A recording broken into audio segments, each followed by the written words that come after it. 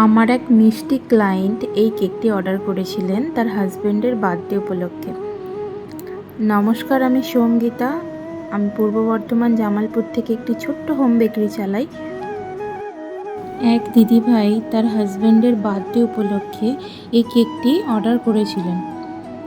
এই কেকটি ছিল 4 পাউন্ডের একটি চকলেট কেক, যেটা আমি ডেকোরেশন করেছিলাম কিছু বলস আর টপার আর ফটো এসব দিয়ে। এই ইউনিক ধরনের কেক ডিজাইন করতে সত্যিই ভালো লাগে। আমি অপেক্ষা করে থাকি কখন এই ধরনের কেক আমি বানাবো আর তোমাদের সাথে সেটাকে শেয়ার করব।